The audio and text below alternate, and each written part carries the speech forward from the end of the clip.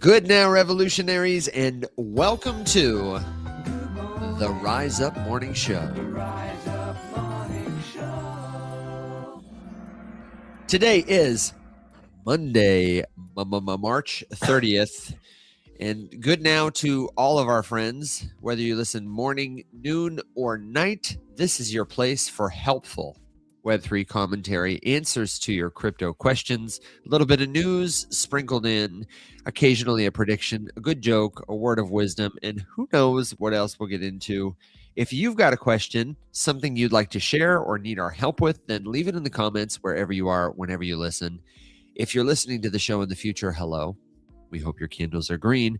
Hi. And that you will leave your comments where the show lives 24/7. I'm talking about community.rumshq.com. We've got forums, we've got factoids, premium memberships, PDF downloads. The only thing missing, my friends, is you. Alex, Will, how you guys doing today? I feel pretty good, except my brain is smooth, no lumps or bumps, and all thoughts are sliding off today. I was in Nashville for a wedding, flew down Friday, wedding on Saturday, which started off with brunch with my family on Bourbon Street. Had an amazing brunch, by the way. The best French toast I've ever had in my life at, I think it's the 1230 is the name of the restaurant. Great name. Best French toast I've ever had in my life. It was amazing. It was like very banana forward and like very nutty. It wasn't like, I'm not a big sweets guy. It was so good. But started there, had a few drinks. My brother asked me to be his best man. I said, no, fuck you. And I said, yes, of course. He gave me this dope moose belt buckle. And now I will make it a core part of my identity. And I like the buckle. Then we went to a few different bars on Bourbon Street, got pretty sauced up, went to the wedding. We were there for about 3 hours or so. And then we were like, let's leave this wedding and go back to Broadway. So we left the wedding, went back to Broadway, went to a few other bars, had a great time, great music. And then yesterday was the first day where I was like hungover for like the first time in like a while. And I was like, oh man, this is tough. That was too many Red Bull vodkas last night. Then grabbed my Bloody Mary, flew back to Boston, went to the bar, watched UConn beat Duke in an amazing game. What a terrible game until the last like 10 minutes of it. And then amazing, UConn Connecticut Huskies won. And yeah, and then I made my first food influencer video for my buddy's restaurant because, you know. I saw it. Yeah, I'm not getting into the food game, you know, from a content standpoint, but like, you know, he's a friend of mine and his food is just so good. Had to make it for him. And Mother of Dragon says, that's every day for me. You're young. I think meaning the bounce back effect of when you had a bit to drink. But if I just stay drunk, then I'm fine. What could possibly go wrong? This is a gross misrepresentation of the facts. I did see your video and I thought it was great. It made my mouth water. And I think that's the best compliment I can give a food influencer video. And also the food is like well worth it. If you are in Boston or you're on like a little New England trip or something, typically you're flying into Boston, you're going up to Maine or whatever, you can find amazing food in Maine. Maine is such a good food state. I say that as someone from there, but the best lobster roll I've ever had in my life and the best shrimp roll I've ever had in my life, my mouth's actually watering right now, is at Holdfast in Boston. And it's so good. And the chef was the head chef at the #1 ranked restaurant at Boston. Then he left and they lost to the #1 ranking. And before that, he was also a chef at Oyan, which is the only restaurant in Boston to have a Michelin star. So like the food is legit. It's awesome. Dang. Okay. Alex, what about you? How was your weekend? I always think it's funny when Will does like a 5+ minute answer to that question that involves several anecdotes and a story and something else from the Joke or weekend. two. Yeah. I'm good. It was really nice yesterday. I farted around the island on the golf cart for like 4 hours, just cruising. It was good. Well, that's great, man, because our how are yous average out to what would be an appropriate time. Exactly. I am a big fan of this. So elsewhere in the world, we've got friends around the crypto space who are gathering in Cannes for ETHCC. I see over here as I look on X that the roll-up is right in the swing of hosting live from DeFi Day in Cannes. And the merch is already merching. I thought I wanted to shout out Morpho, who said, "Dear ladies, find me in Cannes to get your Morpho hair clip. Look at this cute blue butterfly. If you had a blue want butterfly, wouldn't you do that? I want one I too. I want never one. wear hair clips and I still want one. They also have these cute little chairs that they've put all along the beachy boulevards so you can enjoy your day watching the ocean farting around the island from Cannes from a blue morpho chair. I thought that Cannes was is a really place I smart. still need to go to. Yeah, it's on the list. And it's where crypto is gathered right now for ETHCC. But apparently, it's not just crypto companies who are gathering there. It's also crypto adjacent companies and companies that wish they were crypto companies. I'm talking about folks like Canton, who is prime sponsor here at ETHCC. What a wild world when Ethereum is sponsored by Canton right next to Aztec, etc. And the crypto industry has a lot to say about this. Mhm. Like, due to market conditions, ETHCC is now called Ethereum Canton Conference, or all the different folks who are not quite getting the hype and so want to go on behalf of the Ethereum community and visit their booth. I saw this exchange here about how one Ethereum is excited because they have lots of questions, and friend of the show Azim Khan said, "Bring me with you. Fight the good fight, guys," I told him.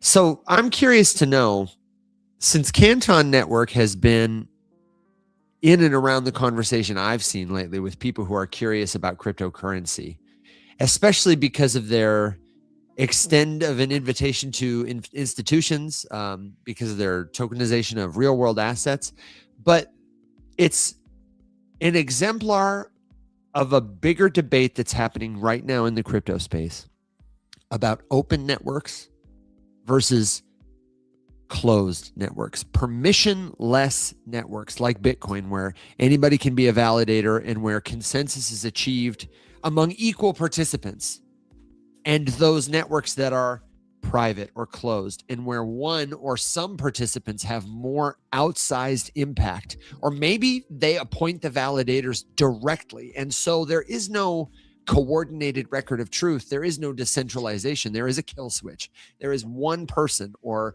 polity who can have all the control of the network. And this is coming to an inflection point here. We have several friends of the show who've published really good articles about it. I would encourage people to look up, including friend of the show, Dr. Nick Almond. He didn't spend 10 years in medical school to be called Mr. Thank you very much. Dr. Nick Almond, philosopher extraordinaire and head of governance over at Jito, has this great article called "When is a Blockchain Not a Blockchain?" New to us, or at least new to me, Omid Malekan had this incredible article that permission networks are not blockchains. And they offer none of the desired features. And I am coming around, guys, to this. I didn't even realize it was something we needed to die on a hill for. But I'm coming around to die on this hill that permissioned networks are by definition not blockchains. They are databases. They are not blockchains. To be a blockchain, you must be permissionless. You could have a token, sure, but it's not truly a crypto token. It's not truly a blockchain token. I would have said at one time, maybe they were. What do you guys think? Am I overstating the impact of this permission versus permissionless thing? Are they still blockchains, or is it an appropriate amount of outrage? I think this is a worthy conversation for our industry to be having at this moment in time, where the institutions are coming, where Clarity Act is stalled, all this stuff. But I'd love to know what you think. Yeah, it's still a blockchain. I mean, that's like calling a private cloud not a cloud because it's private, you know? Like, you know, it's like blockchain is just a database. Like that's it. That's the technology. It's a very secure database. And so like having a public cloud versus a private cloud infrastructure system from like a tech standpoint, it would be like calling the private cloud not a cloud simply because like only one business or one person is on it, right? Like it's still a cloud. Okay, then what makes it a blockchain? What makes the database? Let's say we're looking at two different databases and one of them is a blockchain. What makes it a blockchain? Well, you have like it's a blockchain. You have proof of work, proof of stake, some kind of consensus mechanism. You print transactions that are, every 10 minutes or so if it's Bitcoin or whatever. But it's a blockchain. Like, it doesn't have to be. You don't have to have a window glass into it. It just needs to be secure. Okay. But hang on, let me push back on that. Let's say we have a system where no one is in charge of the truth, and then we have a system where one person has the ability to influence the truth. The whole point of a blockchain is that the record exists because there are many independent parties who do not answer to one boss, but are still able to continually agree on the same history that they share and the same like current state of the network. This is who owns what right now. We keep track of it.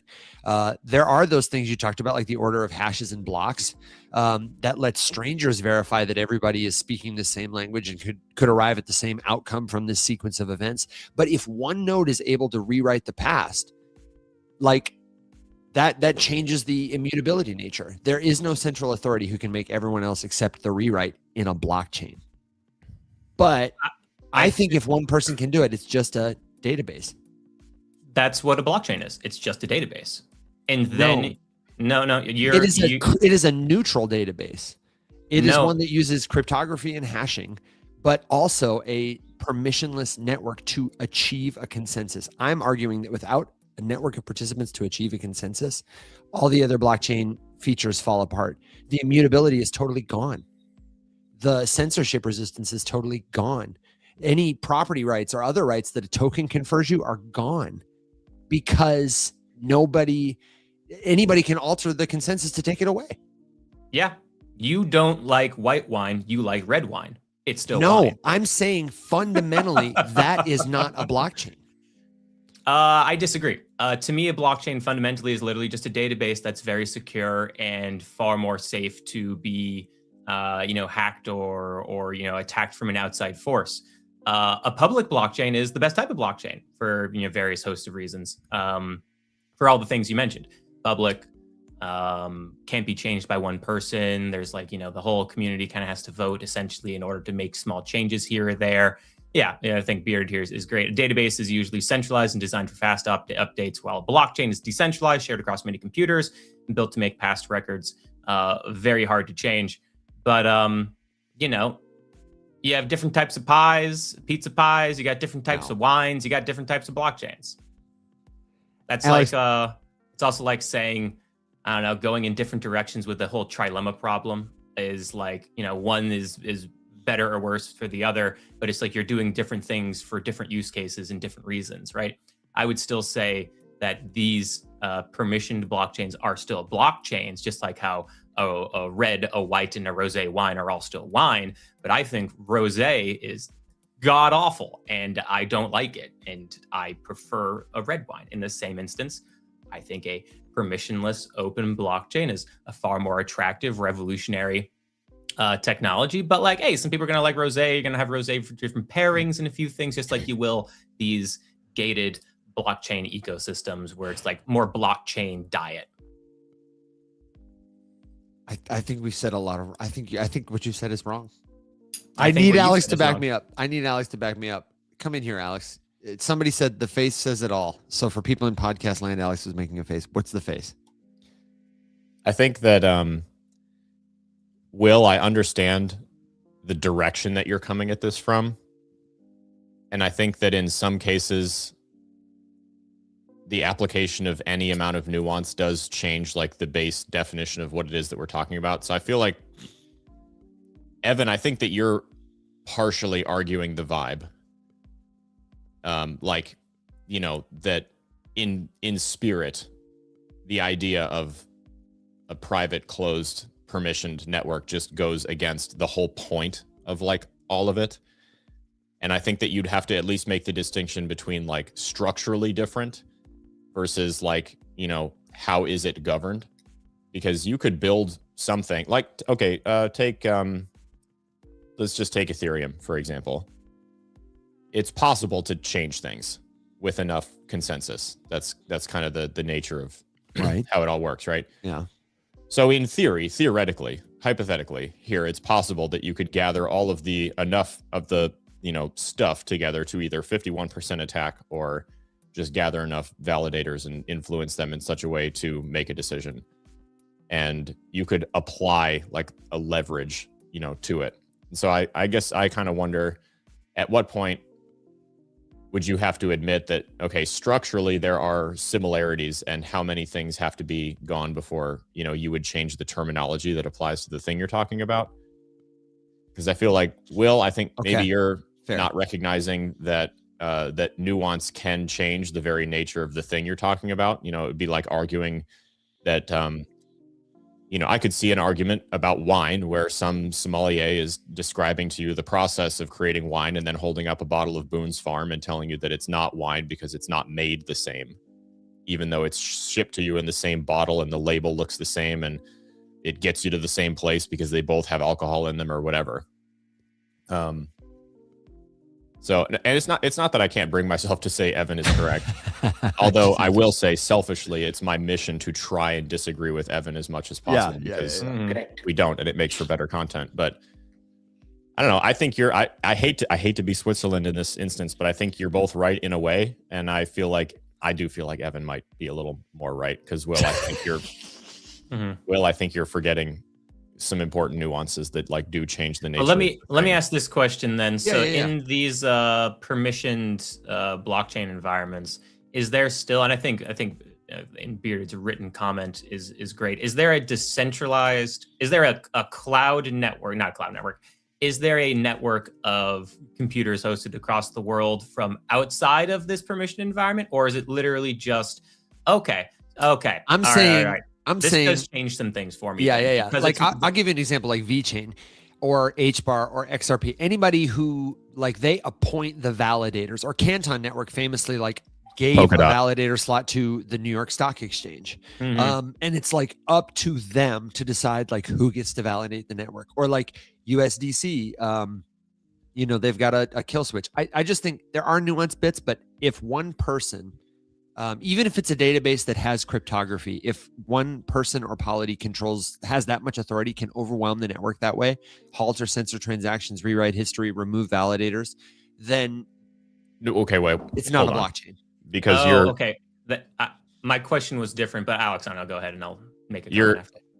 At this point now, Evan, you're also conflating just the idea of decentralization with the topic of technically what is a blockchain, because that's my issue here. You can't put USDC in the conversation. That's not a blockchain by any sense of the definition. It's a thing that exists, and it runs on a contract, and it has a proxy, and they have always been able to edit and make changes to the base layer without pushing it into production first to security reasons, yada yada, whatever. They're not the only thing with a proxy contract. They just do have one.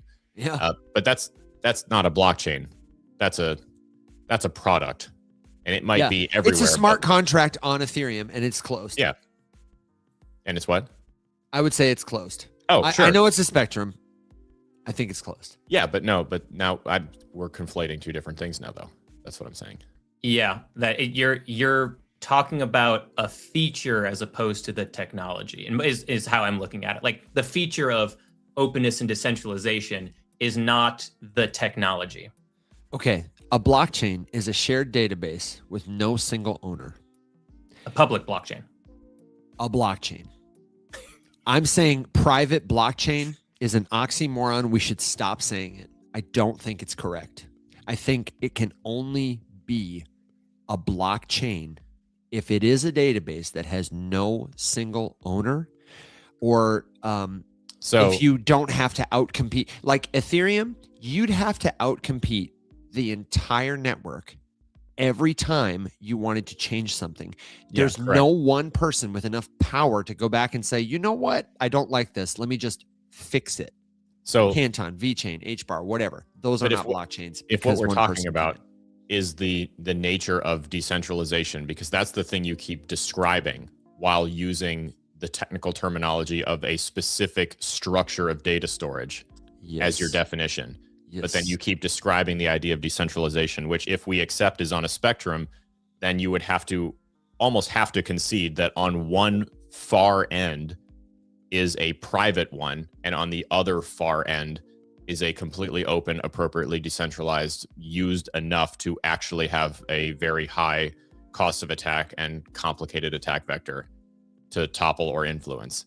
And then in the middle of that would be all the things that are either shifting one side or not quite popular enough to have enough users or have enough validators to be able to say that it's appropriately decentralized. But you're still structurally talking about the same thing. Like if I was to hold up the way that Ethereum as a network aggregates input, forms a block, and then logs it, and then show you one that does the same thing procedurally, but is influenced by a small centralized cohort or single entity, but is still structurally aggregating, chaining and blocking the data as it's stored in a centralized fashion with one entity governing it.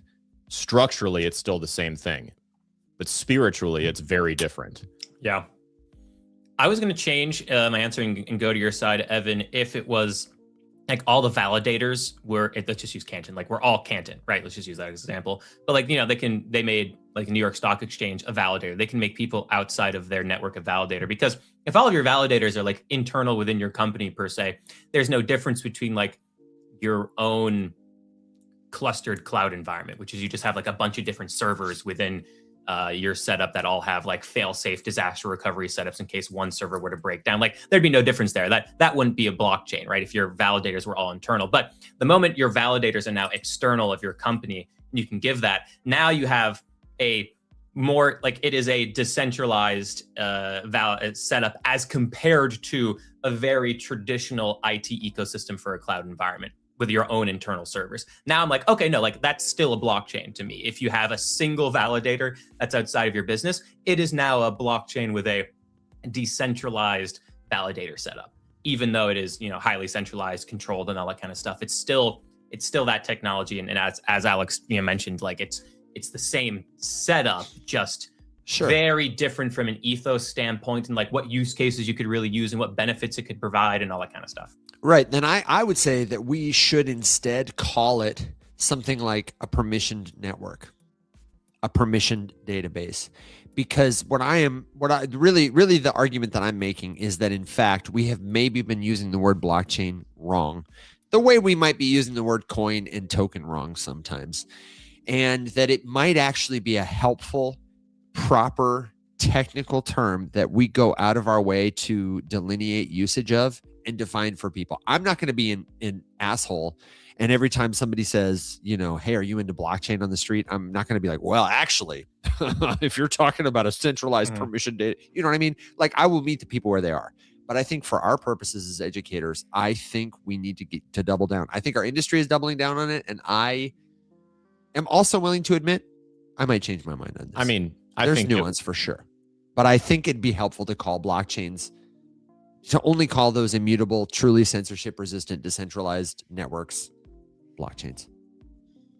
I mean, I feel like that becomes more confusing. I don't know. Though, I don't know, Alex, go ahead.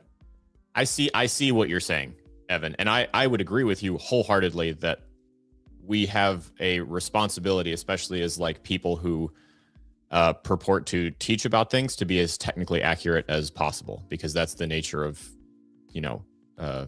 academic evolution. But the thing that the specific thing I'm hung up on is structural versus procedural versus, I don't want to say spiritual because it feels I get what you mean, silly, but like the essence of the thing. And I mean, I see the comments from Ship Q Terra has got a major in blockchain and is defending it to the teeth. I love it. First of all, you still haven't told me where you're majoring in blockchain, because I don't know that that's a real major. And if it is, I really want to know which university has created the accepted and accredited curriculum to give you that. I would like to know. Degree. Yeah.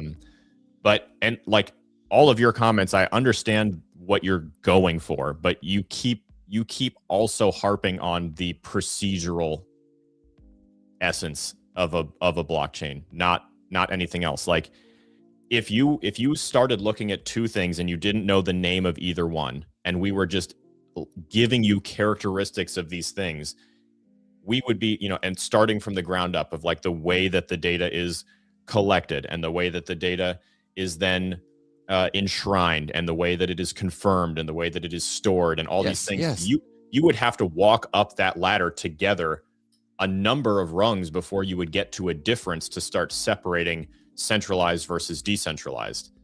And I do agree that we are very liberal with our use of the word decentralized to apply to things that are not decentralized, for sure. Like we recognize anything anywhere on that spectrum as being, and by some cases you would have to then also say that AWS is decentralized in some capacity because there's more than one server farm. Amazon Web Services. Yeah. So, in that sense, and that would be silly, like if you were trying to make the argument that Amazon was a decentralized entity, that would be silly. Yeah. But technically, if we are getting hyper specific about our definitions here, you would have to, up to a certain point, say that there are some shared characteristics. So I think that it, I don't know. I mean, how many things that exist in the space that get no attention, right? Like, Evan, I mean, we've been to dozens and dozens of conferences over the years. Some stuff that literally has never come up in conversation on stage that I've ever seen from anybody that anyone in the industry would take seriously. The ISO stuff, private blockchains in the capacity of like being momentous or interesting or revolutionary or helping to push the space along further. It's a take of a piece of tech and then using it in your own way for your own specific purpose or your company's purpose. XRP might be at all these conferences. Ripple might buy a booth, but like nobody really takes it seriously. They have like a carnival game and everyone goes and tries to win a t-shirt and that's kind of it. That's why this Canton thing at ETHCC is interesting because it's like a headliner and very different in spirit and essence than Ethereum is. So I don't know, like I understand the desire to be more technically accurate, but I feel like there's a lot more stuff that is more poorly represented than just the application of, private versus public blockchain. I don't know. I agree. You guys are right, because also like maybe Ethereum is the best example. It started with a pre-sale where some guy was just going to give you some tokens and they're at the conference saying, hey, we built this thing. We need more of you to run it. Trust us, bro. We'll give over the power to you. And they did. And then it became, sufficiently decentralized. So, but I guess and really quick to answer your question, Ship Qter here in the comments is studying in Melbourne at RMIT in Victoria. And check this out. Bearded with the swift fact check says RMIT University in Melbourne offers a Bachelor of Business with a blockchain enabled business major. So pretty sweet. Shout out Melbourne. Shout out Mahir. I'm into that. And I see a flood of XRP in the comments. I can't tell if we're being trolled or if people just genuinely believe XRP solves it. But I want to say one last thing on this, because I agree. I was a little hardline, for the television value. I do think we should be precise about our definitions. And what I would offer, because it is a nuanced thing, if we were starting from like the bottom, Alex, looking at everything, and we agree, Will, that they're all databases. Like I would look at Ethereum, VeChain, XRP, whatever, a bank system. They're all keeping records, a current and past state. They're all a network of some kind. They have nodes. Then I would start to look at, are there in fact multiple nodes? And if there are multiple nodes, are they all equal in power? Amazon Web Services seems like they have these servers that are run by Amazon that control most of it, even though, some people can launch their own, whatever, and those people don't have the same rights. So that's already starting to not a blockchain in my mind. All right. Go ahead.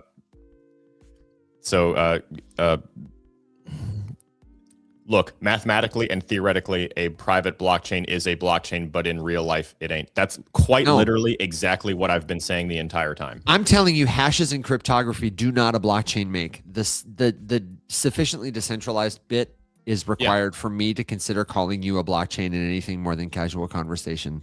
And that's I have fine. changed my mind. That's fine. And let me tell you, the other reason I'm having this debate with such spirit and we're spending so much time on it is because if we don't keep the spirit of this thing alive, then people will be like, hey man, I just used my US government dollar coin to buy groceries at Walmart and Trump store. You know what I mean? Like that's the future we're going to, is where all your coins and all your tokens live in someone else's database, and they call it crypto, but it's not. And people won't know the benefits that are being denied them. And it's important, if DeFi is inevitable, that we keep the spirit of it alive. And I think the spirit of it is, open permissionless. So, that's where I would go. I would go with your ladder. I don't disagree with that at all. Yeah. No, I don't disagree with that at all, but I'm still on the other side of the fence for the term blockchain, simply because like, as someone who wants to get past like the surface level of this stuff, and they go, okay, like, well, tell me about this blockchain stuff. They're like, all right, well, I was saying blockchain was this and it's not this, but actually, technically, these are both blockchains. And I was saying this for like, what's the right word? Like for the defense of the ethos of this industry. So like, to me, I totally understand it and get it. But if you're purely looking at it from like like if you were whiteboarding this out or something to like teach someone, level 2, level 3, level 4 blockchain stuff and differences in terminologies and things, you'd be like, all right, so like this is actually a blockchain, but I didn't say it was before because I was like defending the ethos here, and it like takes away from the academic explanation. Do you know what I'm trying to say? I do. Like but the ethos, I think, is correct, and I think you're correct to want that. I think I still disagree, and maybe I'm not being precise. I would say, cleanly, simply, I would say every blockchain is a database. Not every database is a blockchain. And the difference is whether or not truth is enforced by the system or by someone in charge of it. Like that's how that's the pin I would hinge the definition of blockchain on. Is the truth of this system enforced by someone, something? Yes, not a blockchain. So XRP, not a blockchain. HBAR, not a blockchain. I mean, yeah. But we can also say that structurally, because it's not the same structurally either, or procedurally or spiritually. ShipQTer is absolutely pulling their hair out in the comments. They said, you're all right, though. That's the thing. Listen, ShipQTer, I really want to meet some of your professors. And what I really want is for you to join the Rise Up community, community.rumshq.com, and photocopy some pictures of your textbooks or other texts. Because tell me if you guys suspect this, I would be curious to know how up to date their curriculum is. Not to say that you clearly are passionate and engaged and enthusiastic and know what you're talking about. But have you guys found that like some of these blockchain courses out there, like Tommy was saying when he came on the show, he was saying like, yeah, it's like information from 2021. Yeah. Oh yeah, for sure. And I want to be clear that we are like on the knife's edge where people are kind of rewriting the textbook. So I mean, you can talk theoretically, but you cannot build a curriculum into an accredited university structure that has a tech that by the time you finish saying the sentence has changed, because it's impossible to build that curriculum and get it approved by the time it's still not relevant. So I don't say that to like aggrandize us, but to say that like, we are interested in being part of the conversations where people are like trying to redefine and define this stuff as the technology changes. So it can get a little murky here, but I do want to see the textbook. Nathan said, Evan, it's Nathan. What's going on, Rio? They wouldn't know what's being denied them. Can we talk about what's being denied them? What is being denied to people who participate in a centralized system that distributes resources, whether that's for a company or for a network? Anybody? Okay, I'll go. I was about to say, I was like, this is your stage. This is your topic. Go for it. Okay. All right. Okay. The first thing is you are being denied any true egalitarian form of consensus. You are participating in a system where some people have more power than others. And so they have power to decide what is agreed upon as truth in the past and right now, and how will truth be determined in the future. Those people have an outsized ability to influence the voices in the conversation, so to speak. At a fundamental level, this just looks for most blockchains like which transactions are valid or not. I'll give you an example. When the meme token Jelly Jelly, which is as silly as it sounds, started to gain traction again on a platform called Hyperliquid, Hyperliquid is its own network, but it's also a derivative exchange on the network where people can go put up collateral, borrow money, and then do stuff with it. Somebody did like a GameStop on this Jelly Jelly token. They saw it was dying and they were like, you know what? The supply is small enough. There are few enough holders. Nobody controls this thing. It's a permissionless out there in the open token that I could push the price up, and do a big short squeeze because everybody who's betting on this is betting it's going lower. So I'm just going to do a one-man market manipulation. And the price of Jelly Jelly started to go up. So the people taking out shorts on the platform had to put more money on the line, more money on the line, more money on the line to protect their position, making the pot bigger and more tantalizing for people to push the price up. Well, Hyperliquid themselves, it turned out, had a vested interest in this position ending because the higher the price went, the more they were going to have to pay this person out of their own pocket, to the point that it might have endangered the platform. Like they might have been insolvent if they had allowed the market to play out fairly. So what did they do?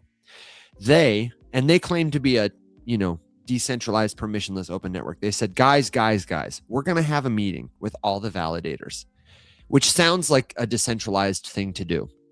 Well, the meeting was in 15 minutes, and all the validators are mostly owned by Hyperliquid, people who represent the ecosystem. So when they had this emergency meeting in the middle of the night, 15 minutes from the time they announced it, and all got together to have a vote, everyone said, let's shut down the network because everyone was Hyperliquid.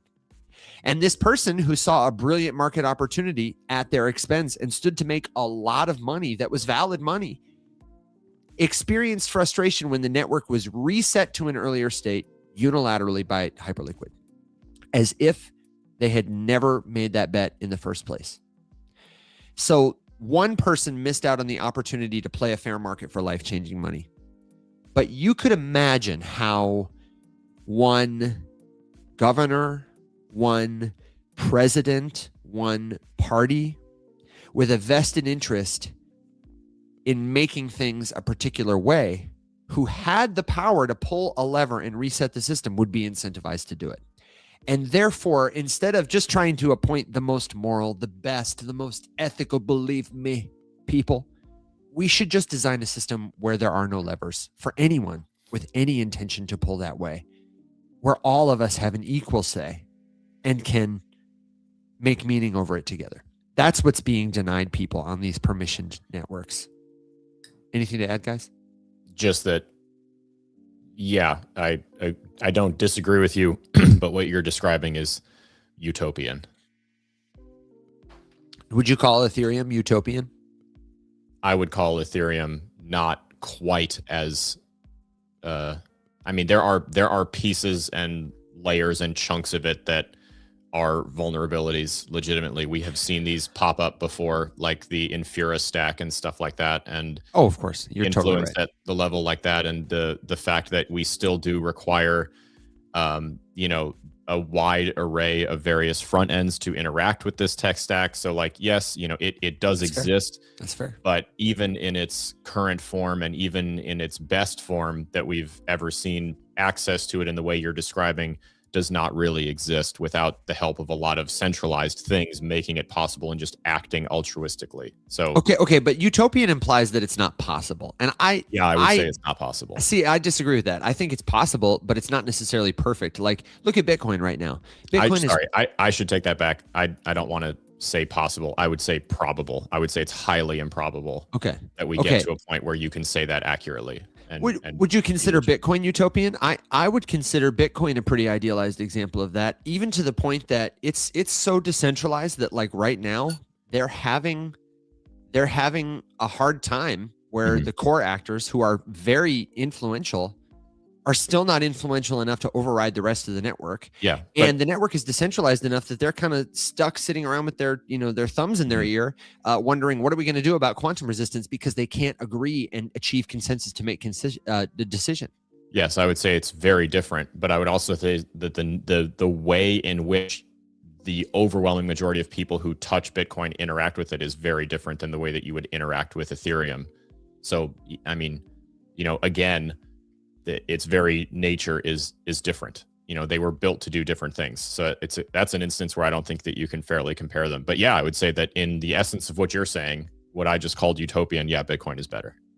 Well, I think the whole utopian conversation here isn't really the conversation to be had, because it's about creating a system that's better, right? Not a system that's perfect, right? Nothing will be perfect. I think Alex and Evan, you are both actually accurate here in the sense where Alex says, yeah, it's so improbable that like it'll never happen where you have an environment that is, so devoid of, Evan, as you put it, levers that will drive action for people to be selfish and take more and want more and steal and lie and cheat more.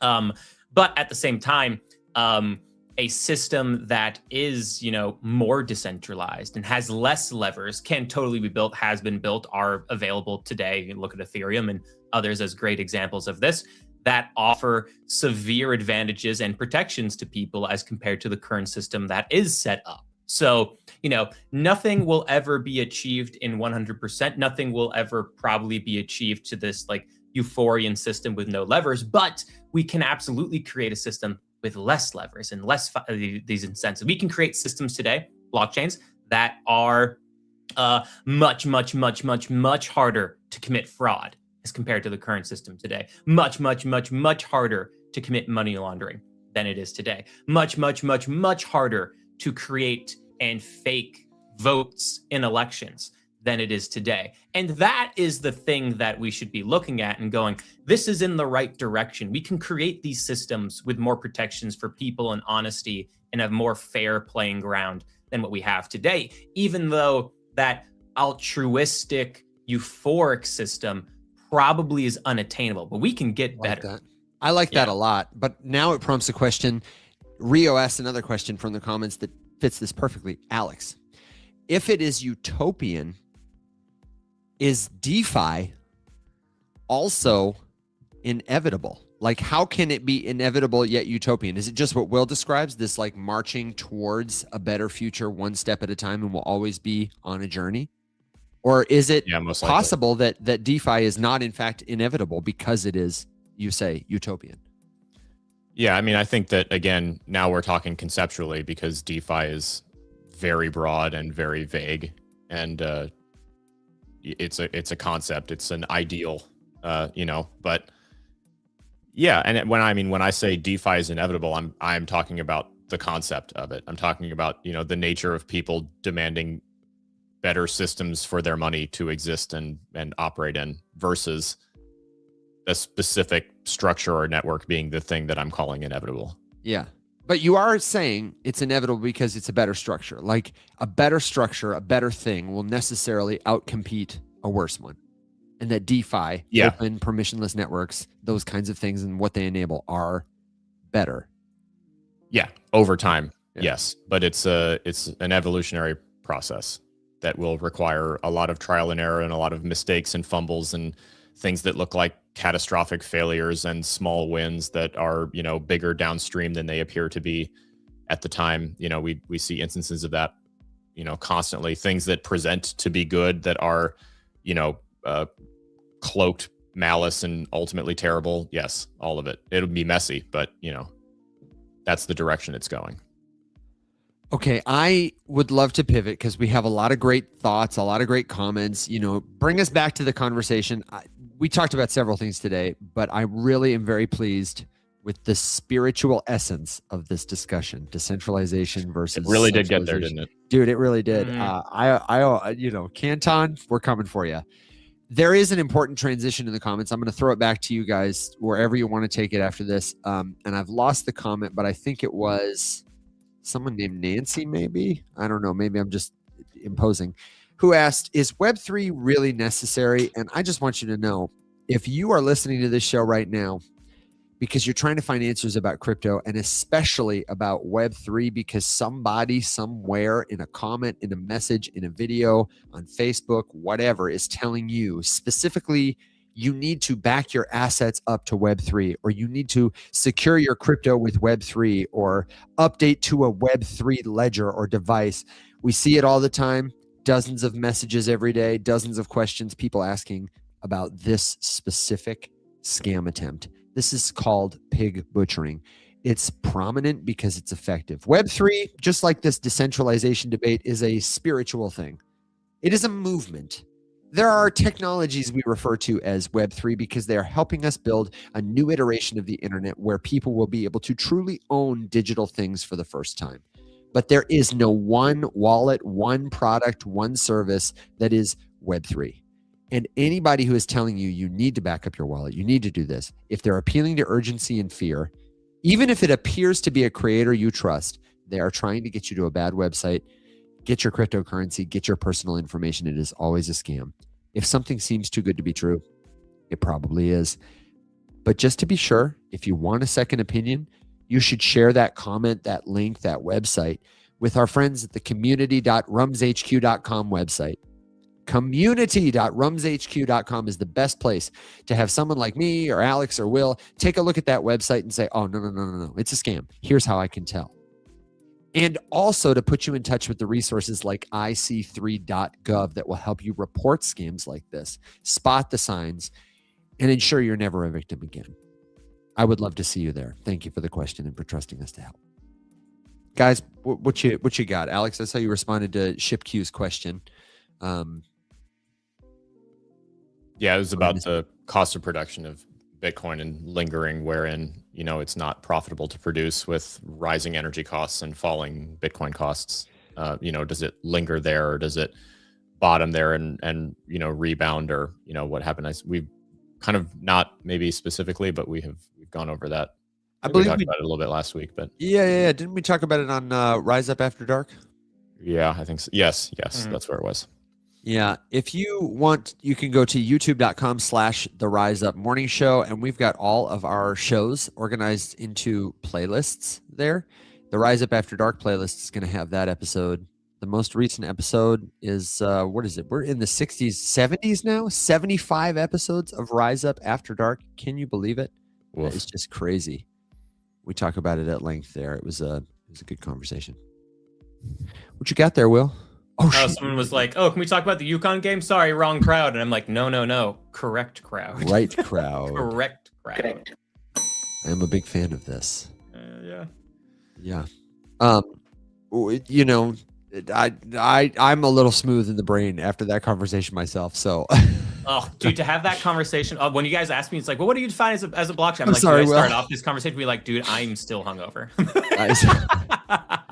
My brain is smooth. Too bad. Do your job. Blockchains are stuff. I thought you made a real valiant effort and some great contributions, honestly, that grounded that conversation for a guy whose brain is a little smooth. But I'm curious. I feel like I know the answer for both of you, but what blockchains you guys spending the most time on right now? I'm imagining for Alex, it's Solana, because that hasn't changed. Evan, have you jumped over to Hyper? Oh, is it not Solana? Where are you? No, I'm saying that you're correct. It hasn't changed. No, yeah, it hasn't changed at all. Solana. Evan, how about you? Is it ETH? Is it a layer 2? We've been talking about Hyperliquid. I pretty much everything I do, like pretty much everything everyone does, is on Ethereum or layer 2. I would love it if your answer was like the most permissioned blockchain possible. Yeah, RippleNet, XRPL, baby. No, most of my on-chain stuff I do on ETH or around ETH. The other day, and I don't do a ton of stuff that isn't, I don't know. I'm buying Bitcoin every day.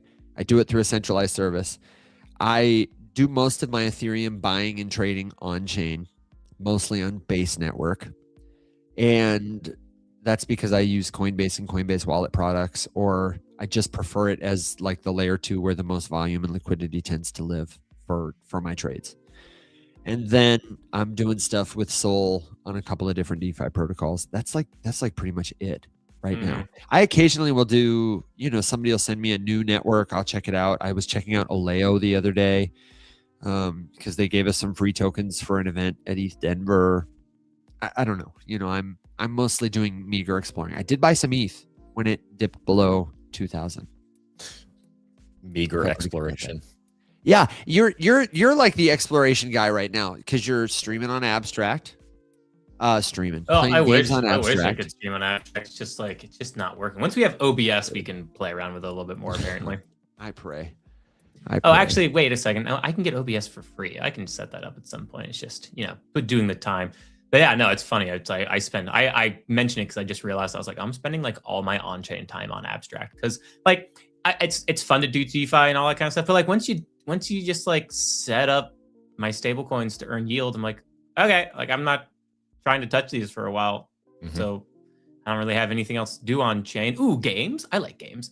And now I go and I play the games on the Abstract and I have a good time.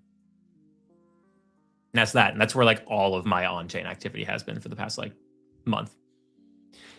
Alex, I know something you said you wanted to talk about more this week was Metallicus specifically, because we've been seeing it pop up a lot of places. And maybe now is not the right time for that conversation. But in the spirit of the latest debate, I wanted to tease it to people and say, if there's a network, if there's a tool, if there's a product or feature or service you want our feedback and opinions on, let us know. But that one's coming.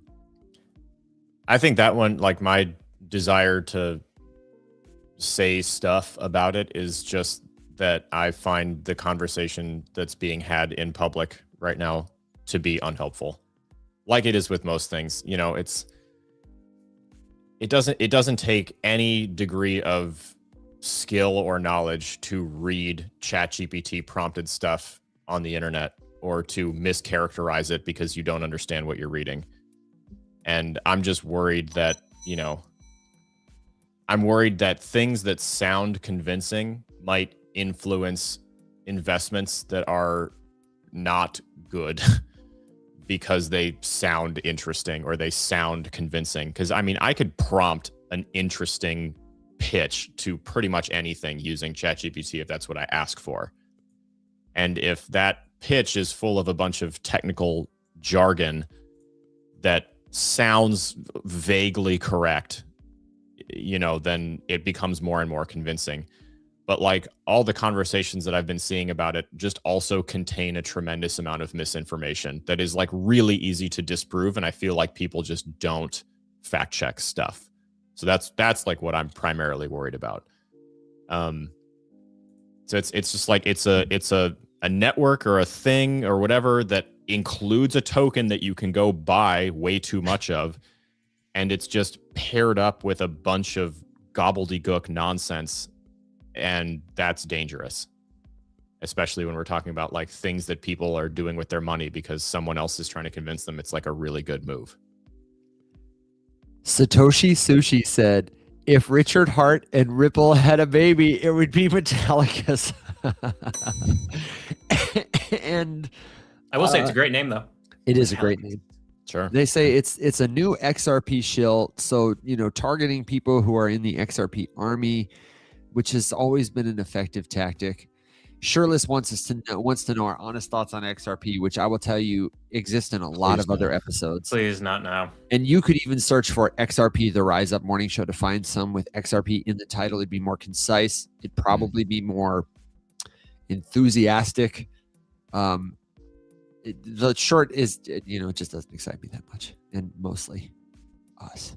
Also, a great comment from ShipQ Terror, our blockchain major. Good to see you. Chat GPT thinks a private blockchain is a blockchain. Don't listen to GPT. Don't forget to fact check your favorite ChatGPT LLM. thinks whatever you want it to think for the most part. Yeah, it's not the most accurate. Fact check yourself, brother. It's a good place to start. Yeah, and it's a good place to get second opinions or even primary sources. Ask GPT, ask Gemini, ask whatever LLM you use. Give me only primary sources. Stop there. Take it somewhere and do something with it. If you stop there, you're being lied to because it's mostly nonsense. You know that guy who I say you had a beef with, that you were trying to have a conversation with, who ghosted the second it got like factual? I think his name is Tom something. Wait, when was this conversation happening? Was it happening on a TikTok live? Was it happening at a conference? What happened? Alex was in the comments. Then he came up on stage. Right, Alex? I don't remember what. Tom Laresca. It's a guy. XRP. You don't see the institutions? I'm doing a great impression of this guy. The guy who made the video about like, he's bald. He's bald. Alex, I didn't No, he just sound like a mentally challenged New Yorker. he's just really butthurt. You had a conversation with him before you made that, but you told me you had a conversation with him. I promise you I'm remembering this. No, I didn't know. I didn't have a conversation with him. I was talking about a conversation I watched him have. Oh, I thought you were inserting yourself in the then conversation, and then he made a video about me and kept the stitches turned off and didn't reply to any of my comments. So he's just butthurt and wrong. That's it. Anyway, he is. I've seen more of his content lately, and it is so unhelpful. And mostly, this fellow he'll talk to Chat, and he'll say, this is GPT saying this stuff. This is GPT. You think GPT is wrong? Yeah, Sam Altman, the guy who built it, told you in a published paper that 48% of the time it makes up the answer. We got Soul ETH BTC God saying, "Hey, don't come for New York. We are not coming for New York. We're just coming for that guy. Don't come for me. Who is not your teacher, Tom Lareska. Don't call us. We'll call you. You can't come on our show. I don't know. Could you imagine having that guy on our show? No, but if he dresses up in a dolphin costume, I'll allow it. Speaking of dressing up in dolphin costumes, Will, I know you want to extend the chart art competition, so tell folks what you're thinking for this revelry and fun and how they can participate. Yeah, so for those of you who know what this is, the chart art competition will be pushed to Wednesday. It'll be better. We'll be able to do a little bit more of a run up into Wednesday, and then also my brain will not be as smooth. But for those of you who don't know what the chart art competition, this is the second one we've done, where you take a chart of any asset that you like, and you make a very, very, very silly technical analysis. Because, the joke is technical analysis is just lines on a chart, and you could draw anything on there and have it tell you anything. And you could have it be a dinosaur or a rocket ship or Mario riding Yoshi, and then it'll be whatever you want it to be. So this is meant to kind of poke fun at that a little bit and do some silly chart art. So find a chart, draw on it whatever you think the pattern could possibly be in as silly of a way as possible, or in as beautiful of a piece of art as possible. And whatever tickles my fancy the most will win $100 paid to you in USDC. And if you want to submit it, Evan is doing a great job here showing you. You have to head over to community.rumshq.com, which you can join for free. And then go to the chart art competition tab and submit your art there. No AI generated art will be allowed if I get even a whiff that this was created by a ChatGPT or a Claude or a Gemini or what have you. I will look at it, I will laugh, and then I will delete it.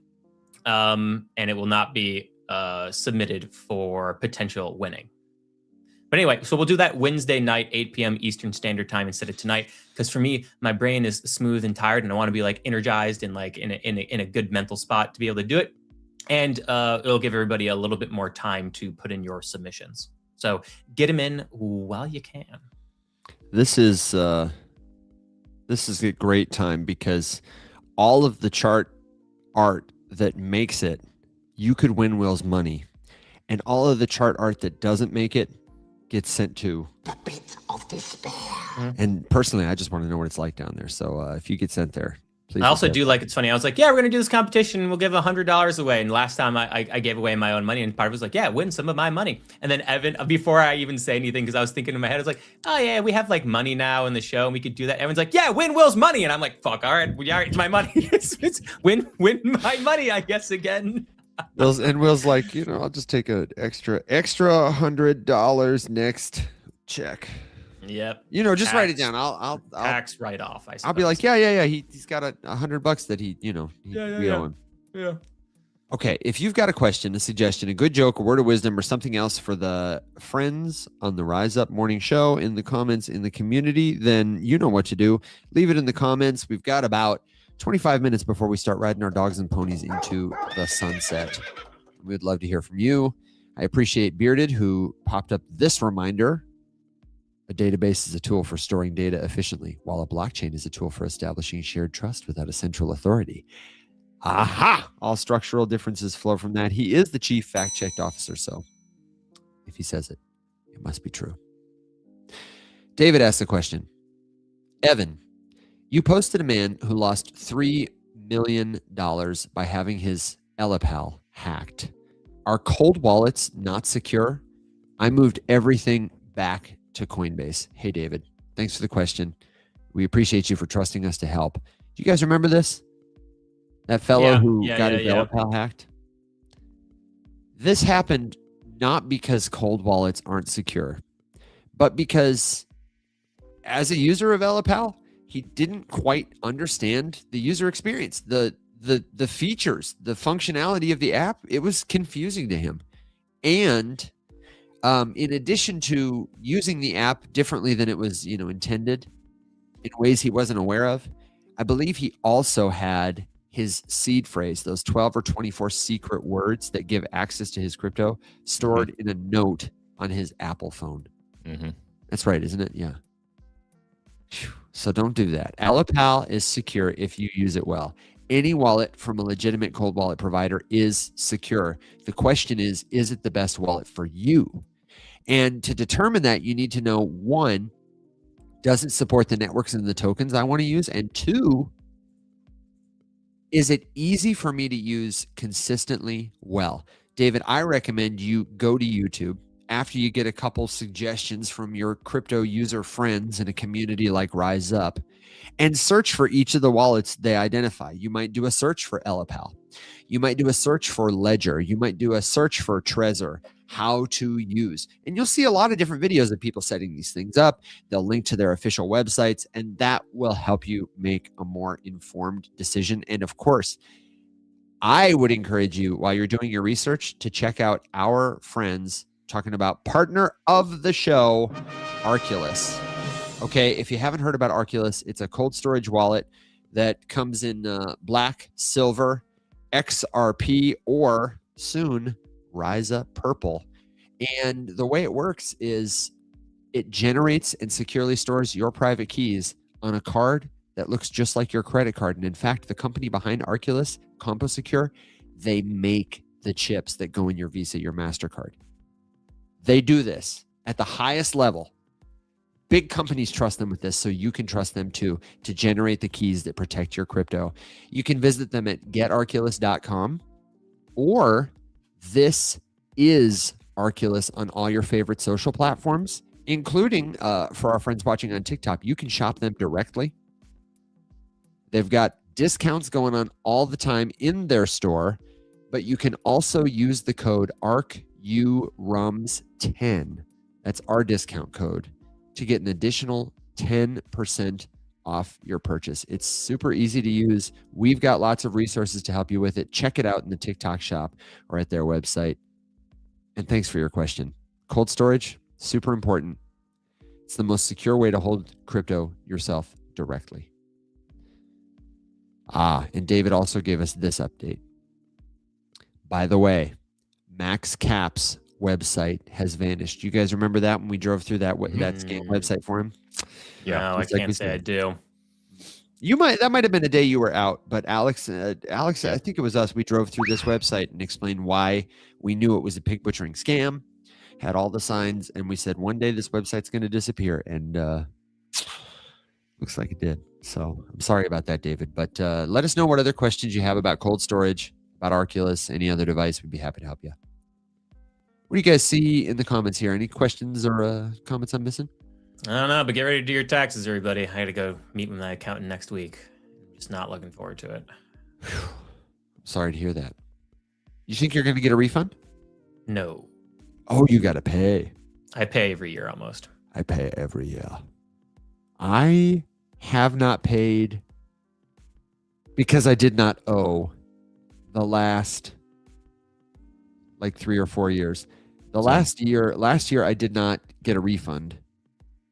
I was pretty much break even. And then I think 2 years before that, same kind of story. No, just, break even. But I have not had to pay taxes in a while. The first time I had to pay taxes, I owed 36 grand. I was just like, this is the most painful check I've ever had to write. 36 grand? Ooh. Yeah. I was like, this is what? I was like, it's taxes. I get money all the time. And then it was then you were like, nope. And I was like, This isn't Well- what it was like before I was making good money. Well, don't worry though, because it's being used really responsibly, and it's going to good things. I don't even pay for one of those missiles. Okay, I don't even pay. I'd feel better if I was like, yeah, that was my missile right there. At least I have one missile. Those things are like $2 million. Oh, Terrible. A lot more than that. yeah. God damn it. Ugh. So I'm just looking at this. I was going back and forth in the comments with Rye here about this Metal X stuff. Here's my gripe. First of all, I don't hate it. I don't hate Metallicus. I don't hate anything like in the crypto space in the sense of like it doesn't deserve to exist, because then that would be hypocritical of me to say. There's just no point. And I'm sitting here looking at their website, and there appears to be things you can do, right? So you make a wallet and you KYC into the wallet, and then you get access to stuff that you can do. The things that you would expect to see the ability to do: trade, buy, loan, swap, stake, whatever. The usual array of suspects. What I need is one person to be able to articulate to me in any form what the point is. Because if what you're telling me to do as a user here, so this is you are now trying to convince me to try something, and I'm open to the possibility that it could be really cool. And okay, cool. So tell me about it. And what we do is tell me that I can stake and provide liquidity and bridge stuff and do things.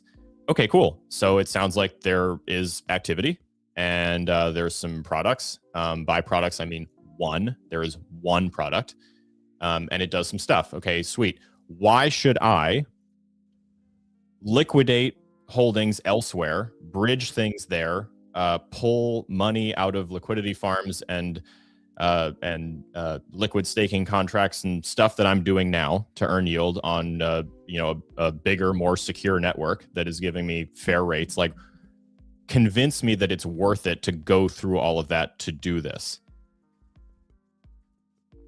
I'm willing to open my mind up to the possibility that it's good and worth it, but no one has ever been able to give me a single reason that I should take everything off of Ethereum, take everything off of Sol, or even a little piece of it and go over here and try this. If not only to get the experiment and see if it works. Is that all I'm doing? Is the pitch that it works? Because that's not good enough. What are the yields? What are the pools? What tokens can you earn? What are the APYs? That kind of thing. Because it's not on DeFi Llama. No, correct. It's not on DeFi Llama, even though the website is advertising to me that this is all on chain, implying that I should be able to track it somewhere. And if there was a publicly accessible API, DeFi Llama would have it, and they would tell me. All I can see so far is that something called Simple Dex, which is a DEX located on this XPR network, has generated $71 in revenue in the last 24 hours and $600 in the last week. And the total TVL is just under $250,000. I can't tell where the money that is in the TVL for the chain, I can't tell where it lives. It doesn't really say. If I go over here and I look for places to earn yield, I'm seeing base APRs of 3.1 for something called loan. And then if I stake XPR, I'm seeing a base APR of 3.7%. And then you can mint XMD, which I don't know what that is. And then there's some other things. So there's here's a USDC pool. But it's USDC and XPR, and now I can't. How do I get back to where I was just looking? It was it said 20%, but when you hover, it doesn't tell me in what percentage is that in XPR and in what percentage is that USDC. If you're getting 20% on USDC over there, then phenomenal. That's a great reason. Yeah, I'll go there because that's excellent. Yeah, for sure. It's good. Yeah. So is there maybe someone who knows more can tell me how do I get I want to know what the actual rate on the tokens is before I make the decision to go through the arguably lengthy process of getting onboarded, which is fine. It doesn't look bad. It looks workable and fine, and they seem to have a good flow, and there's clear instructions on what to do. Actually, there's very clear instructions on what to do. But like I want that information before I make the decision to do that, because it might be worse yield, and I'm not interested in going through a pain in the ass to get worse yield. Yes. Go ahead. Can I just say, like, I'm so tired of the only things to do in crypto. Granted, they're awesome. Like, this is cool, right? I'm not going to understate the fact that earning more interest is great and all that kind of stuff. But I am so tired of the only thing we have to do in crypto is to, like, where do you earn yield here? And, like, where can you do swaps here? It's like, now they're great. They're amazing. DeFi is amazing, right? It's amazing to have options to earn more yield and all that kind of stuff. But, like, for me, if I'm earning an extra 1% on my stable coins or whatever over here as compared to over here, I'm like, cool.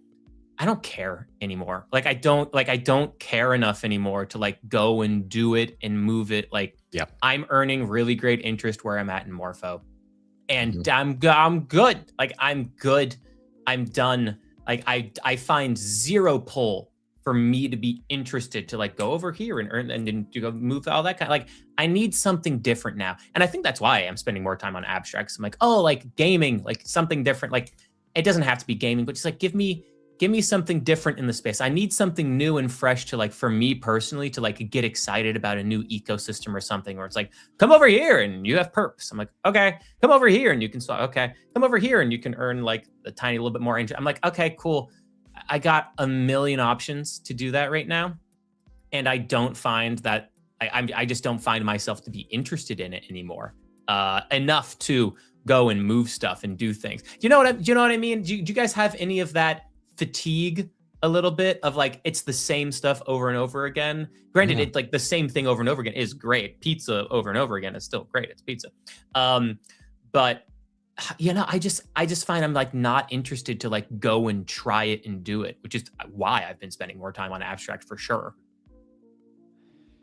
Yeah, I feel that way. And I also feel like most of the stuff is not worth it. Like, usually a new pizza place opens. It's a new crypto protocol, a new network, whatever. And they're like, hey, our pizza is going to be super cheap this week because we really want you to come try it. Buy a slice, get a slice free. You know, that's the equivalent of, like, 50% APR or whatever. Yeah. And usually it's just not as good. Like, most of the new networks, most of the new dexes, and a lot of them prey on people who are not that blockchain literate. They're like, hey guys, this is the first dex. This is the first NFT marketplace. This is a whatever. This is a whatever. And, like, it's just, there's not, the crypto space is like a dartboard with, like, targets, and the people at the middle, they were the first Bitcoiners, and the people on the outside, that's you if you're a first-time crypto learner, and you are not going to hear from these people. They got stuff they use and they do every day that they just don't talk about with people like you because they don't hang out in the same places. Even though these are probably the most well-tested, best products by some extent, and so on and so forth as you get outside the circle. But you're like, oh, snap, NFTs? What's that? They have a marketplace for them? This is the best place I've ever been, you know, kind of thing. That's not to poo-poo on anybody. I will say, though, as a counterpoint to push back a little bit, why would you go to this DEX? I don't know about simple DEX because it's only got, they do track some XPR DEXs on DeFi Llama. Simple DEX only has $230,000 of TVL. And it's, you know, the volume is up and down, but that's okay. Hold on. I want to highlight something because this is exactly what I'm talking about. And this is from a comment on TikTok. Okay. Ches, I'm not picking on you. I'm using this as an example because this is like what I'm talking about. Disclaimer. I know that you're, and anyone is, like, leaving comments on TikTok. You're very character limited. I know it's really hard to, like, get a point across, especially if there's any degree of nuance to it. But so far what I'm hearing is I think it's really big on profits and being your own bank. What does that mean? The returns have been good for the buy-ins. Buying in what? According to people that I know that are using it. Using what? Like, this is, they're buying XPR, loan protocol, and metal. Okay, so the prices of those, what I'm taking is that the prices of those tokens is just going up. Is that what it is? Because we could look at that. Is that true? I don't know. But this is what I'm saying. This is what I really challenge everyone to think about and argue with me. That's the point here. Okay. I don't know everything. I'm a perpetual student. I'm trying to learn something new, and I'm seeing this thing everywhere. And my opening observation was I'm seeing it being pushed on me inside of conversations full of misinformation and unhelpful stuff. Like literally I saw a whole live just the other day that was dedicated to shilling XPR to me. And some of the other things that were mentioned in that live were that the stablecoin yield debate around the Clarity Act is nonsense because Genius already enshrined it. That's just patently false, and anybody who can read can prove that wrong in 2 seconds. So like, it makes it really hard for me, especially as a skeptical investor, which I would encourage all of you to be skeptical. You should be looking for reasons to not buy a sketchy, volatile asset so that you don't get hosed.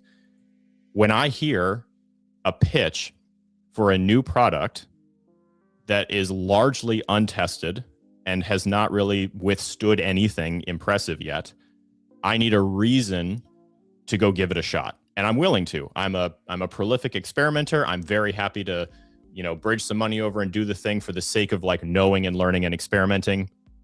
And that's great. Maybe this Metallicus thing is fantastic and it works really smoothly and it's like a good UX. And if that's what I'm hearing, then okay, cool.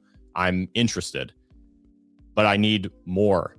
And my problem is that the second I voice the idea that like I'm not convinced yet, a bunch of people who cannot answer my questions get very upset with me.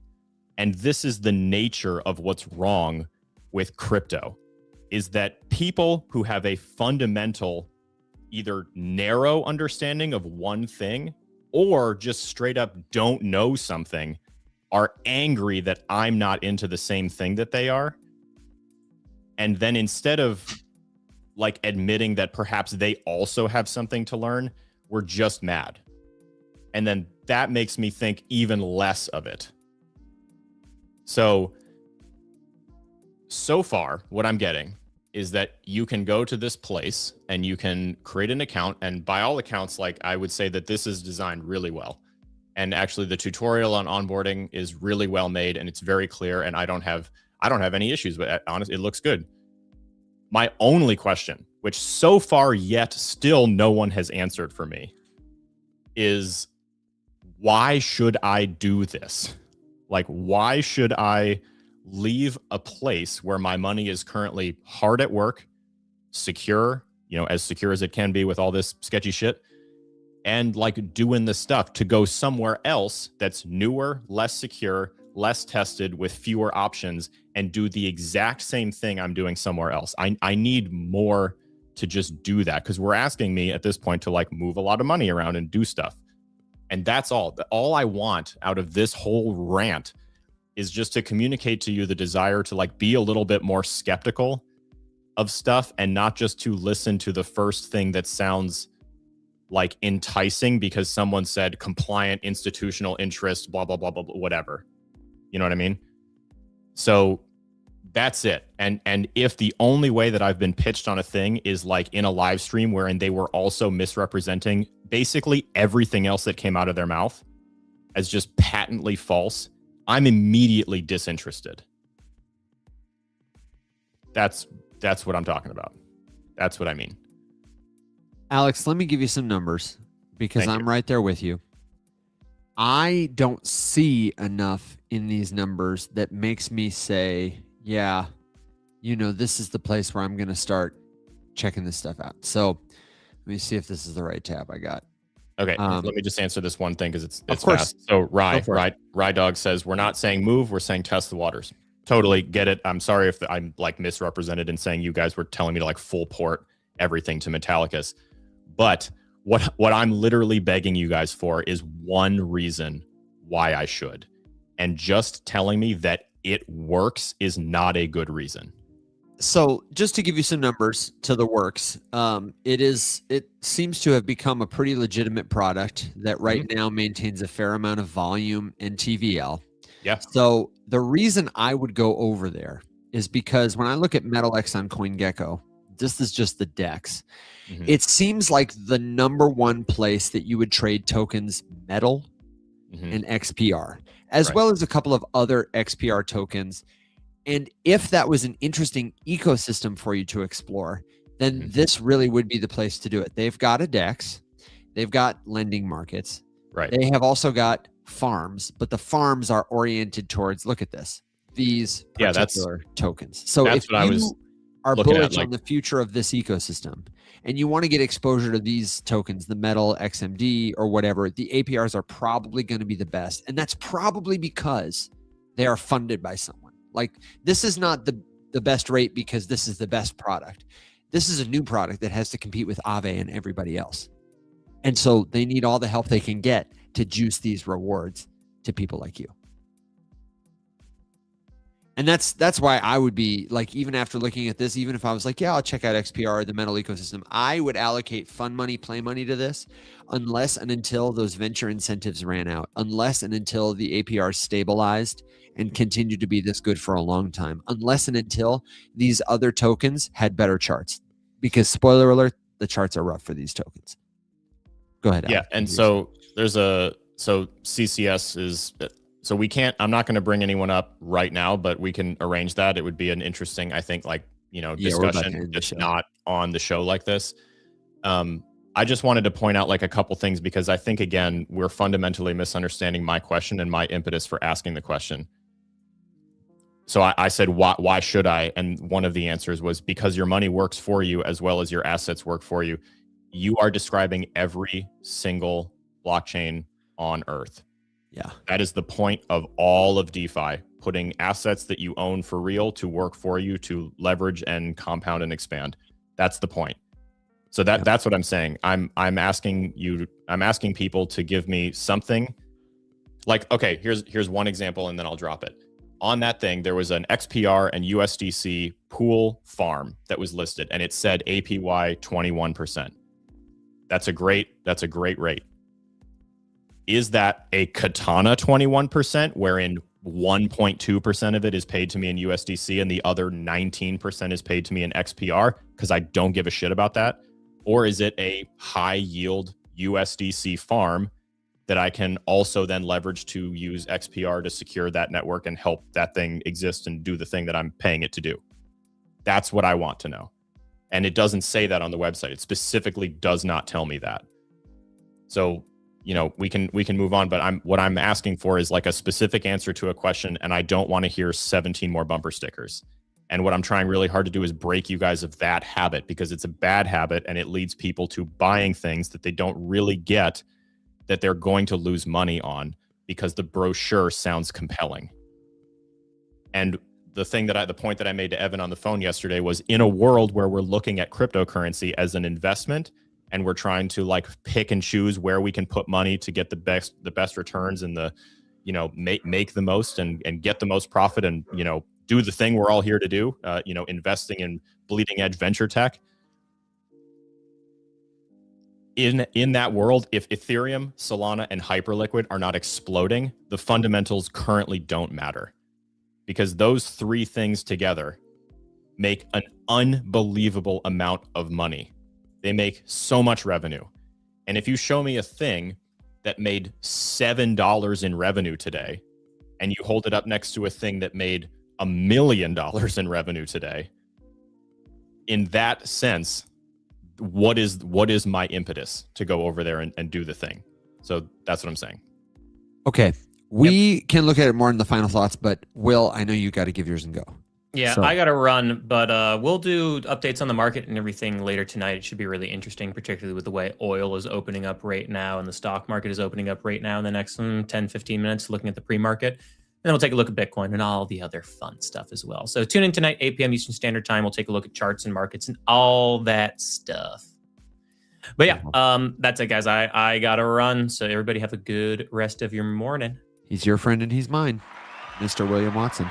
We'll see you a little bit later, Will. Okay, Alex, from the comments here, we've got CCS who shared a resource with us. Yep. cryptocurrencyshops.com, XPR yield at cryptocurrencyshops.com. And it looks, I don't know, looks like somebody might have built this. So, I mean, somebody built every website, but it looks like, did you build this? If you did, heck yeah, very cool. If you are wanting to be that person who comes up and gives us an informed perspective on it, like Alex said, we're going to end the show here. We're going to do just this last look and our final thoughts. If that's you, if you're the one, you got a guest, send them to us. Let us know. We would love to reach out and have more informed perspectives always on the Rise Up Morning Show. We'd love to hear from you. Alex, looking at this website, I haven't brought it up on screen share on TikTok yet because I just really can't see. Okay. Lending markets, liquidity pools, staking, yield farms. That's what I want to see. Let's look into this one. This is XPR and USDC. I'm going to show this website on TikTok so our friends can see it too. If you're in podcast land, you know what to do. Go over to YouTube. It's got the whole screen share. So this is the first pool that Alex was exactly talking what about. I was asking for. Yep. Staked XPR rewards per year, APR percentage, but the reward is in fact in XPR tokens. So you give them your USDC and you get a receipt, a liquid staking token, but the reward is XPR. So for all of these, the reward is these ecosystem tokens. These are all the different pools on Metal X that you can farm in. I want to know about their liquidity pools though, because they had some other ones like BNB USDC. Of course, the first thing you've got to do is you've got to wrap your assets to use them on whatever the X network. And I do want to call people's attention to this fact, which is per CoinGecko, wrapped Bitcoin on the Metal X network. Alex, this is the depth we're talking about here. $8,000 to $10,000. So if you are somebody who has the desire to put like $500 of Bitcoin here, you're almost 10% of this pool. So if you're moving big, this is not really the place you want to go trade. If Alex is like, hey, I'd like to see what kind of Bitcoin DeFi they have. Let me put $100 here. Every time he trades, he's going to have a trade impact of like 1.5% on the price, which is wild for $100. The assets they have the most depth for looks like they really don't have depth for a lot of assets. And it could be that CoinGecko is underreporting this. I'm going to go back to this website over here and see about this, but that makes me really nervous to even try it out. So that pool, if we just stick with the XUSDC and XPR one, because that's a juicy yield. I would compare it to something. So I heard someone, there was another live recently, someone was talking about the on exchange APR that's being paid out to people who stake Cosmos. I think it was like, I think the example was staking Atom, the Cosmos native token on Kraken, and it was like a pretty high yield. And the joke that then got made is like, yeah, the only downside there is that you have to own Atom because it's just historically doing poorly and there's really nothing in the cards for it. So it's like, yeah, okay, you're earning a high percentage on something. Do you want that? Is that interesting to you? And so if the 20.8% is being paid to me in XPR, then okay, what I need to ask myself is, cool, that's a really juicy return. Is this a token I want? If so, why? If not, why not? And I personally don't want that token. So there is currently zero incentive for me to like pay for stuff to get a yield in something I don't want. And that's where I'm stuck. Yeah, me too. If it's 20%, but you're paying me in bubblegum wrappers, So what I would need to see personally, because I'm into testing new blockchains and that kind of thing all the time. I know you are too. I would want to see a little more liquidity before I felt really comfortable testing it. I'd also be curious to know like how many holders are in that pool. Because, if this or that pool is got hundreds of thousands of dollars in assets, but it's only like, I don't know, if 1 or 2 or 3 people control more than 10%, that would make me really nervous too. That kind of thing. I see CCS and Prison to Blockchain offering to come up and folks suggesting they do. And I really appreciate that. Since we're wrapping this show up, we got to go. We don't want to do you dirty, but I did say in the comments, what are you doing Wednesday evening? We've got Yep. open for guests episode of Rise Up After Dark. We usually are live 7 to 9 p.m. Central Standard Time. CCS says I play hockey on Wednesdays. Okay. Well, we also have the Rise Up Morning Show live Monday through Thursday, 7 a.m. Central Standard Time, usually on for about 90 minutes. We'd love to get you guys at the start of a show when it's fresh so we can like introduce you, give you plenty of time to let the conversation unfold, because you know it does. Today we had a very lively conversation for a Monday, I would say. I'm awake now. So Yeah, Alex. it's a lot to read. Like I said, the thing that I would be interested in is just asking a bunch of questions and trying to get some answers about some of this stuff, because like I said, so far I'm not convinced.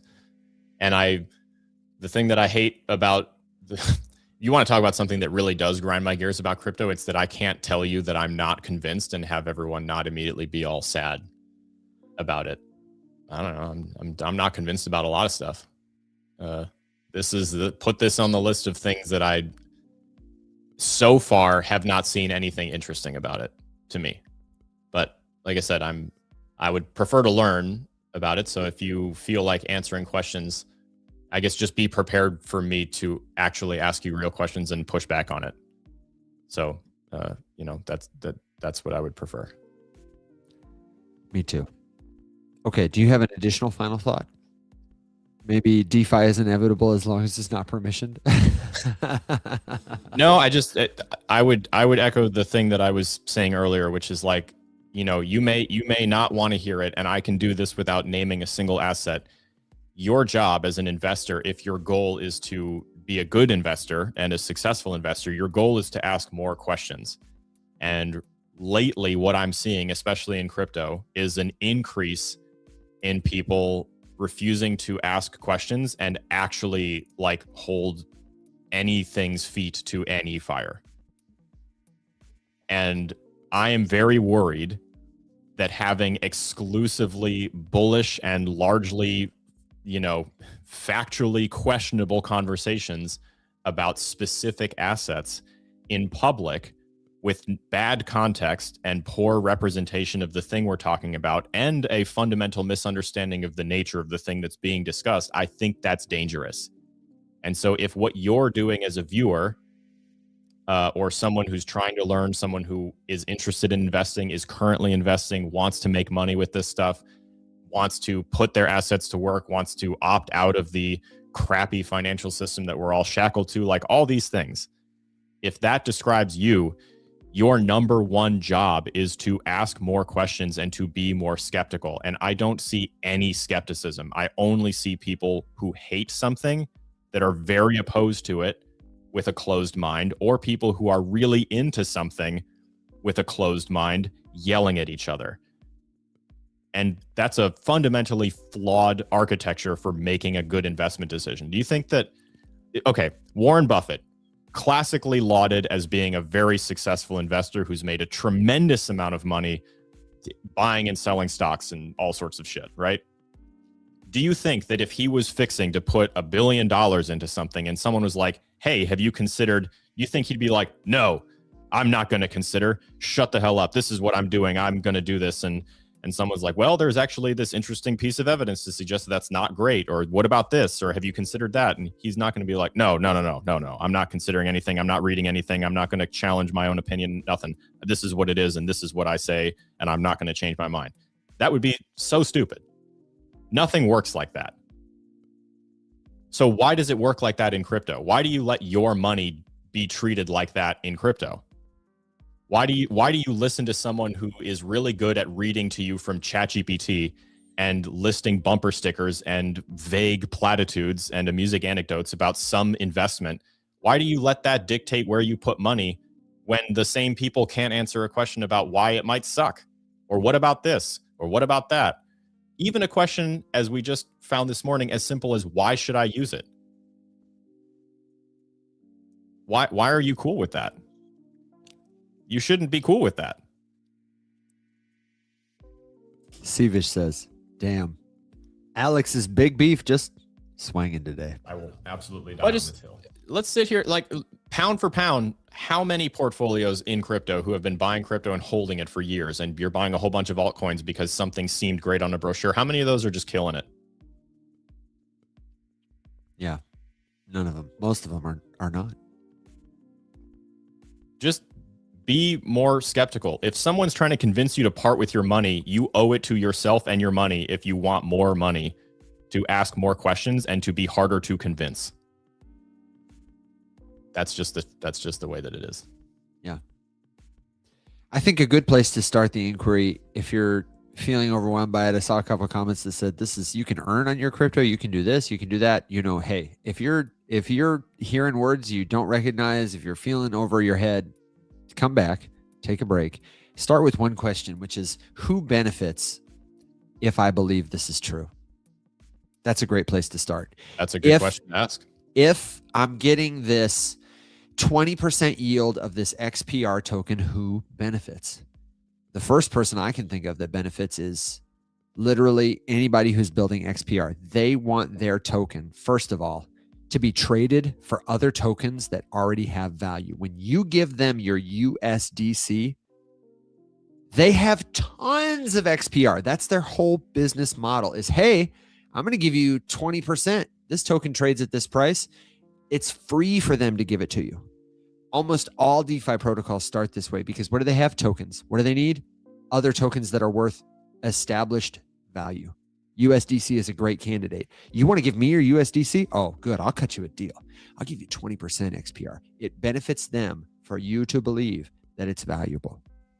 Who benefits? XPR. It doesn't appear to be holders of the XPR token.